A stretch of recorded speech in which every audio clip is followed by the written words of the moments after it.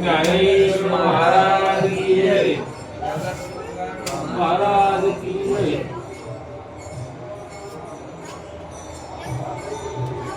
हरे Ram.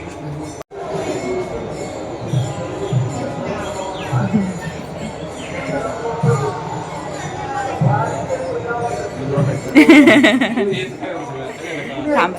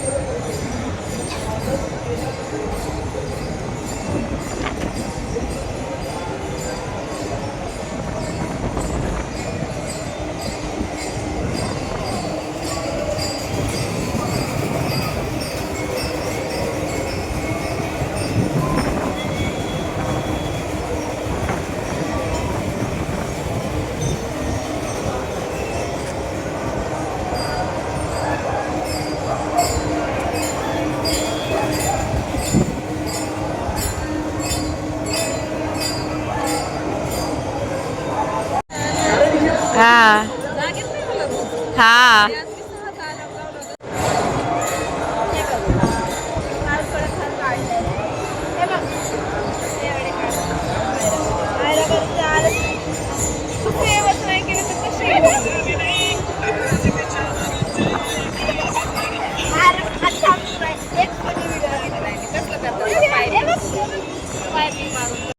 Hi hello नमस्कार, मी राणी आजच्या एका नवीन व्हिडिओमध्ये तुमचं अगदी मनापासून स्वागत करते. आय होप आजचा दिवस आणि येणारे सगळेच दिवस तुम्हाला खूप छान जावेत ही स्वामी महाराजांच्यांनी प्रार्थना. आता माझ्या आवाजावरून तुम्हाला समजतच असेल की मला बरं नाही आहे, आणि बरं नाही तरी पण मी व्हिडिओ बनवते आहे, कारण की 11 तारखेपासून मी काहीच म्हणजे शॉर्ट व्हिडिओसुद्धा मोबाईलमध्ये शूट केलं नाही, किंवा जे माऊलींची पालखी होती त्याचं पण काहीच असं शूट नाही केलं. कारण इतकं मी दंगून गेले, म्हणजे जरी घरात जरी बसून असेल तरी म्हणजे ते इतकं आजूबाजूला वातावरण वगैरे ऐकूनच आमचं मन इतकं मंत्रमुग्ध होऊन जातं आहे. आता माझ्यापाशी शब्दच नाही आहेत की हा आनंद काहीसा वेगळाच आहे, आणि तो दरवर्षी असतो. जेव्हा माऊलीची पालखी येणार असते, जेव्हा आळंदीतून निघते, तेव्हा जेव्हा ती हडपसरमध्ये असते, तेव्हापासून आम्हाला उत्सुकता असते. आणि आता तरी लेट होतो आहे पालखीला यायला, कारण की पहिलं इव्हिनिंगलाच पालखी सासवडमध्ये पोहोचायची, पण आता लेट होतो आहे. तर दुपारी मी तुमच्यासोबत बोलता म्हणजे मायराला पण मला झोपी लावायचं होतं. आता ह्याच्यामध्ये सगळ्यामध्ये मायराला पण बरं नाही आहे. म्हणजे दरवर्षी काय होतं, जेव्हा पालखी वगैरे येऊन जाती तेव्हा काय होतं की सगळं असं सगळीकडे घाणीचं साम्राज्य पसरलेलं असतं. आणि दरवर्षी आता 4 वर्ष झाले हे अनुभव होते. जेव्हा पालखी वगैरे येऊन जाते तेव्हा व्हायरल होतं. इकडे सगळ्यांनाच भरपूर जणांच्या कंप्लेंट असतात. पण यावर्षी काय झालं, पालखी येण्याच्या आधीच आम्हाला व्हायरल झालं, आणि यायचे त्या दिवशीच थोडंसं घसा वगैरे ठीक नव्हता. मग त्यानंतर खूप जाम वगैरे झालं त्यानंतर, आणि मायराला पण खोकला आणि मला पण सर्दी घसा वगैरे झाला. आणि मी तुम्हाला म्हटलं ना सगळ्या सणांपेक्षा वारीचं खूप जास्त महत्त्व. मला काय माहिती नाही आहे, पहिल्यापासूनच असं देवाचं त्याचं करायलाही फार आवडतं. आणि असं मंदिरात, तुम्हाला तर माहितीवालं मंदिरात वगैरे जायला पण खूप आवडतं. आणि मायरा पण तशीच आहे, तिला पण खूप जास्त मंदिरात कुठेही देव दिसला तरी हात जोडत असते ती. आणि मग आता 2 दिवस इथं मुक्काम असतो, त्याच्यामुळं असं वारकरी आधीच यायला चालू होतात. वारकरी केव्हा येतात, जेव्हा पालखी हडपसरमधून निघलेली असते तेव्हा इथं वारकरी सगळीकडे वास्तव्य असतं. तुम्हाला आता मी व्हिडिओमध्ये पण दाखवते, मी शूट केले, तुम्हाला दिसतील त्याच्यामध्ये वारकरी वास्तव्यास आलेले असतात. आणि प्रत्येकाचं त्यांचं ठरलेली जागा असते दरवर्षी. आता आमची तर 4 वर्ष झालं आम्ही इथे राहतोय ना, तर तेच वारकरी दरवर्षी आमच्या ते पोर्चमध्ये राहायला येतात. मग त्यांचं काहीच नसतं, म्हणजे ते म्हणतात आम्हाला माऊली काहीच नको. म्हणजे आम्हालाच वाटतं की बाबा नाश्ता वगैरे किंवा चहा तरी घ्यावं. मग सकाळचा नाश्ता, चहा, आणि पुन्हा इव्हिनिंगचा चहा वगैरे घेतात. ते म्हणतात जेवण नाही, कारण की त्यांचं तिकडे ठरलेलं असतं, ते तिकडेच जेवण करतात. आणि इतकं छान वाटतं ना, काही सांगूच नका. आणि माझी तर आधीपासूनच तयारी, हे आणायचं मला, ते आणायचं आहे. आणि सामान घरात होतं तरी बी माझी निस्ती गडबड. पोहे एवढेच आहेत, अजून पोहे आणायचे, साखर एवढीच आहे, अजून साखर आणायची, पत्ती एवढीच आहे, अजून पत्ती आणायची. म्हणजे आणि जे आणलेलं सामान ते तसंच आहे आणि जे आहे का जे चालू होतं ते पण तसंच आहे, तरी पण गडबड.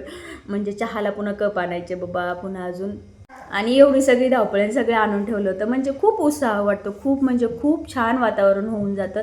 आणि सगळीकडे असं सगळीकडे त्यांचं इव्हिनिंगचं ठरलेलं असतं, भजन कीर्तन वगैरे चालू असतं झालेलं. सगळीकडे टाळ्यांचा आवाज, भजनचा आवाज, कीर्तनाचा आवाज, एवढं सगळं चालू असतं. आणि म्हणून एवढ्या दिवसात मला काही मी शॉर्ट व्हिडिओसुद्धा शूट नाही केला. म्हणजे असं काही मनातच येत नव्हती गो, इतकं छान भक्तिमय वातावरण झालेलं होतं. आणि आता मायरा, आम्हाला खाली पालखी दर्शन घ्यायला जायचं म्हटलं तरी भरपूर गर्दी असते, भरपूर.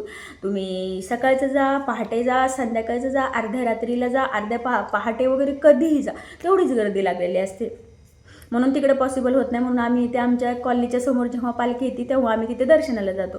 पण यावर्षी पालखीला खूप जास्त लेट झाला आणि मग आम्ही तिथे थांबून शेवटी घरी आलो. कारण की 11:30ला इथे पालखी आली, 11च्या नंतरच मे बी, ते बी कन्फर्म माहिती नाही आहे. मी मायराला घेऊन गेले, पण मायरा एवढा वेळ थांबू शकत नव्हती तिथे.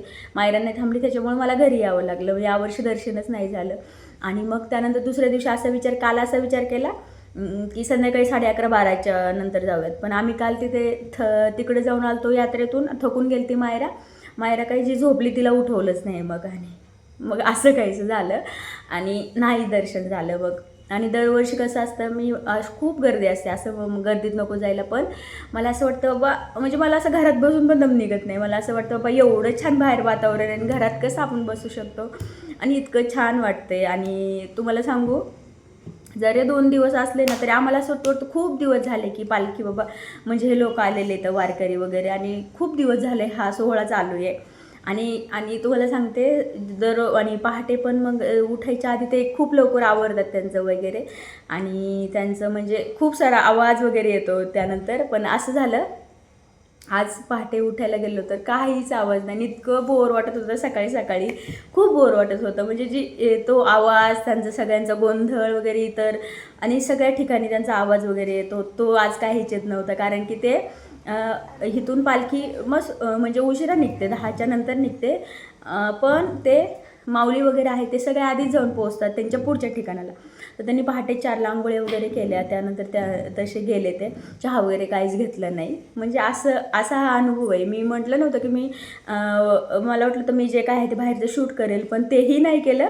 आणि आम्ही काल बाहेर गेलो तिथंही काही शूट नाही केलं, कारण की भरपूर गर्दी असते, भरपूर अशी चालायला पण जागा नसते.